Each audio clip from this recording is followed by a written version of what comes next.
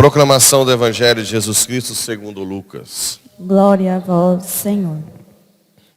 No 6º mês, o anjo Gabriel foi enviado por Deus a uma cidade da Galileia chamada Nazaré, a uma virgem prometida em casamento a um homem chamado José. Ele era descendente de Davi e o nome da virgem era Maria. O anjo entrou onde ela estava e disse: Alegra-te, cheia de graça, o Senhor está contigo. Maria ficou perturbada com essas palavras e começou a pensar qual seria o significado da sua saudação. O anjo então disse-lhe: Não tenhas medo, Maria, porque encontraste graça diante de Deus. Eis que conceberás e darás à luz um filho, a quem porás o nome de Jesus. Ele será grande, será chamado Filho do Altíssimo. E o Senhor Deus lhe dará o seu trono do seu pai Davi. Ele reinará para sempre sobre os descendentes de Jacó. E o seu reino não terá fim. Maria perguntou ao anjo: Como acontecerá isso, se eu não conheço homem algum?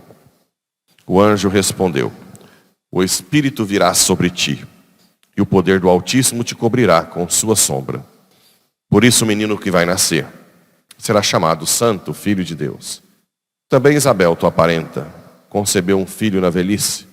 Este já é o 6º mês daquela que era considerada estéril, porque para Deus nada é impossível.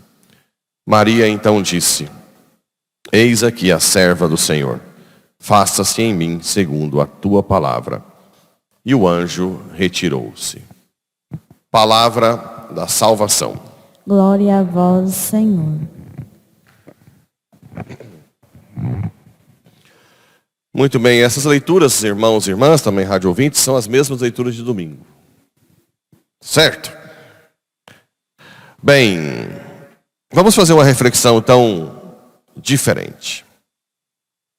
Vamos avaliar o crítico cientista. Para Deus nada é impossível. Vamos fazer essa reflexão hoje. Uma virgem conceber. Se você falar para um cientista cético da atualidade, você está louco. Isso não existe. Isso é coisa de maluco, de igreja, que a igreja coloca lá. Mas vamos analisar essas críticas dos cientistas positivistas, que são... O que é o positivista? O que um cientista precisa para aprender algo? Não é delimitar o que vai estudar? Você tem que ter algo que você tenha controle para fazer um experimento. Isso é uma coisa óbvia, né? Então, o cientista, a gente conhece o do dia a dia, dos pesquisadores, eles são muito limitados. Muito limitados. Eu lembro do Francis Collins, que foi quem fez o projeto Genoma, mapeamento genético, que era ateu. E ele diz que começou o seu estudo querendo provar que Deus não existe. O que foi acontecendo? Ele foi aprofundando sobre o gene e foi vendo algo cada vez mais complexo. Todos os códons de aminoácidos, e de repente, de uma fita de gene, sai uma proteína. Ele ficou assim: como assim? E uma das coisas que muita gente não para pensar é que o cientista tem que entender que antes de começar um experimento, ele tem que pensar: quem me deu as coisas para o experimento acontecer? Quem sou eu, o cientista? De onde eu vim? Será que ele não tem noção que, por mais que ele domine uma área, ele nunca viu o seu próprio coração? Nem seu próprio fígado?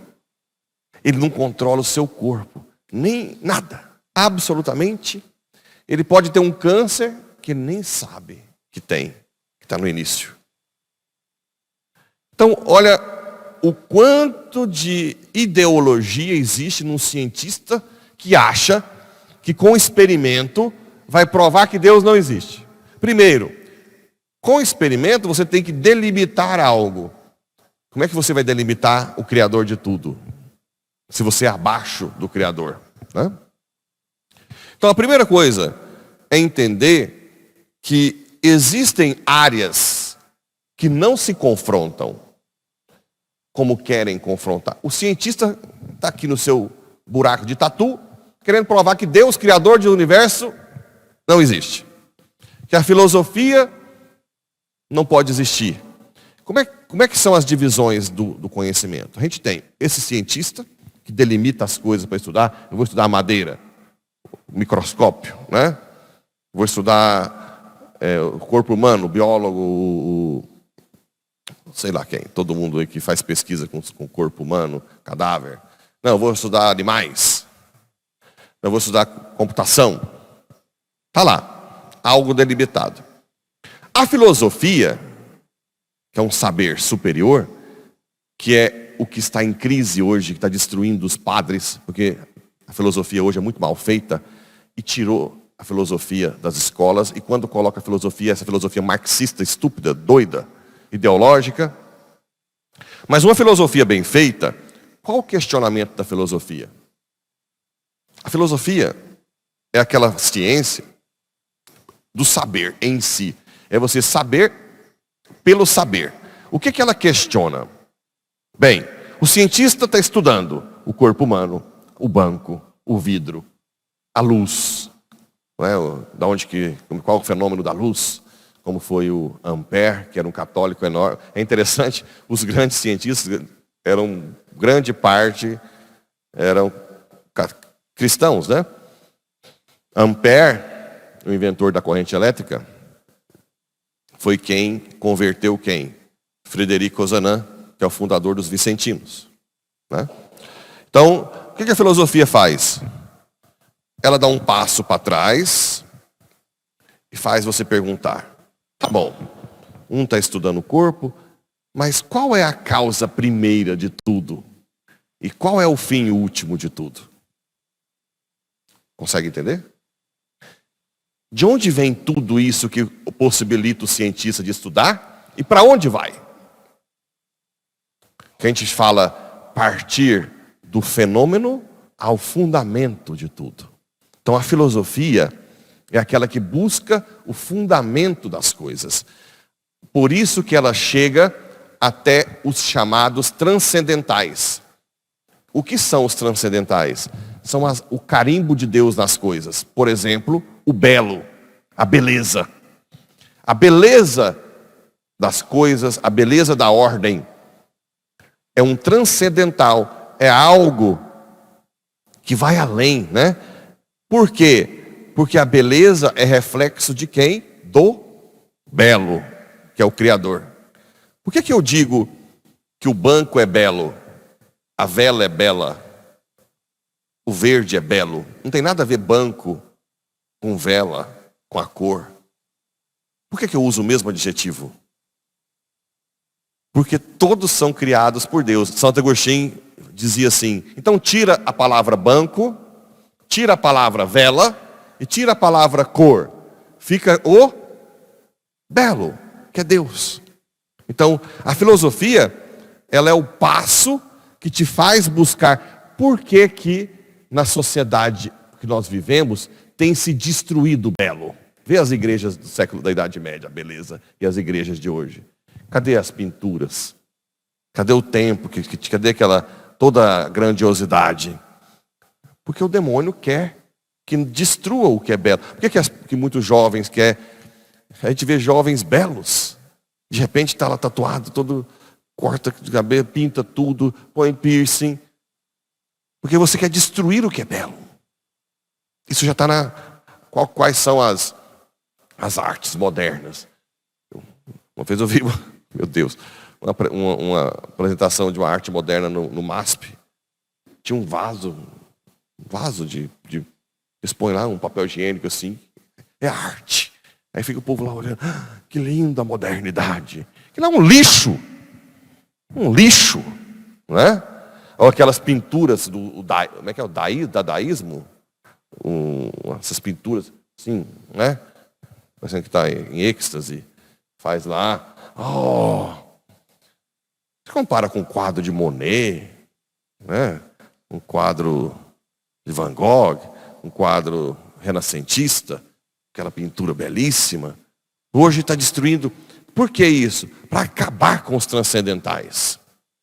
Os outros transcendentais é o belo, o verdadeiro, o que é verdade. Por isso que hoje a sociedade é relativista e cada um tem a sua verdade. Não existe mais o verdadeiro de todo mundo, a verdade universal, né? O único, a unicidade do ser, que cada um é único. Por isso que a reencarnação. Não, todo mundo pode vir, uma hora vem João, outra hora vem Maria, outra hora vem no animal. Então, o demônio tem destruído a filosofia e tem destruído os transcendentais. Bem, se eu uso a filosofia para chegar aos transcendentais, e os transcendentais me levam até o Criador, porque Deus é a beleza, Deus é a verdade, né? Deus é o ser e excelência. O que me faz agora ter que ter de ciência? A teologia. Porque aí eu vou estudar o que Deus se revelou de si mesmo. Está vendo que são ciências que não se contrapõem? O cientista estuda as coisas criadas lá no seu... E tem a petulância, meu Deus do céu. Esse cientista tem a petulância de querer provar que Deus não existe com um experimentozinho. Santa paciência. Outra coisa. Não. É impossível a virgem conceber. Você é louco. Agora você pensa o seguinte. Você não analisa que 2 gametas, que esse trenzinho virar um ser humano é um milagre, não? É claro que você vê algo que acontece, mas você não vê que aquilo ali é um milagre? Uma semente de abacate virar uma árvore daquela. Os homens se transformaram cegos, loucos, de não ver que na criação existe a mão do Criador, né? Porque não é simples assim formar um ser humano complexo com 2 gametazinhos ali, um embrião, que de repente tem toda a complexidade de um ser humano, uma criança. É claro que você vê um fenômeno que acontece, mas você vê claramente que aquilo é um milagre. Se você imaginar com os olhos da humildade, não com a petulância de um cientista orgulhoso, né? Então as 3 ciências, a ciência positivista, a filosofia e a teologia, elas se complementam, né? Elas, por exemplo, eu posso chegar com a minha razão na filosofia a entender que precisa que exista um Deus. Por exemplo, pela ordem. Não existe ordem sem alguém por trás. Se existe uma ordem no meu corpo que eu não consigo controlar, meu coração, minha mente, está tudo funcionando e não sou eu, quem deu ordem? Né? Quem? Existe a necessidade lógica, óbvia de Deus. Existe. Ok? Mas eu não posso chegar à conclusão que Deus são 3 pessoas. Que Deus criou o mundo porque me ama. Isso eu não sei. É preciso da revelação, que é a teologia. Você consegue agora entender as 3 ciências? Na verdade, hoje nós temos um monte de cientista que quer destruir a filosofia e a teologia, achando que não precisa. É a filosofia que vai nos ensinar que nós temos uma alma espiritual e a teologia vai confirmar, né? Que a inteligência e a vontade não está no cérebro, mas está na alma. E assim por diante. Então, desse impossível, eu queria que vocês pelo menos entendessem um pouco a complexidade dessas brigas hoje de um monte de gente. Tudo se resume a pessoas orgulhosas, petulantes, que não controla nem seu próprio corpo, cientistazinho. Você não conhece nem você, você não sabe nem quem você é. Que petulante. Às vezes eu vejo médicos, né? Deus não existe. Ah, pelo amor de Deus. Não controla nada. Nada. Eu nunca vi nada do meu corpo. Eu não sei se eu estou com câncer agora. Pode ser que eu tenha. Nem vou saber daqui a um tempo. Como é que as palavras melhores são palavrões, né? Merdinhas, essas coisas assim. Como é que um merdinha como eu vai ter a petulância de dizer que Deus não existe? Ah, pelo amor de Deus. Peçamos hoje, com essa reflexão das ciências, o dom da humildade. Porque quem é humilde sempre aprende, né? O humilde está sempre atento. Sempre. Pode ser 30 doutorados, mas ele vai sempre, na hora de fazer uma horta, escutar quem é analfabeto, que faz horta desde pequeno, né? Aí ele aprende a fazer horta. Mas se ele chegar e dizer, eu sou doutor e isso e daquilo, quem é você para me ensinar? Não nasce nem um pé de couve, né? Porque ele não sabe dos detalhes pequenos que aquela pessoa que aprendeu com a vida sabe. Então que nós tenhamos a capacidade de estar sempre atentos para aprender com todos. Cada um no seu, não brigando. O filósofo nos ensina, o teólogo, o cientista, a pessoa que aprende com a vida, analfabeta.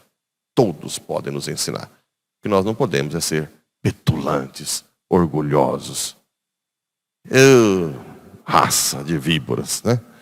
Que Deus nos dê a graça de nunca cair nesse erro. Assim seja.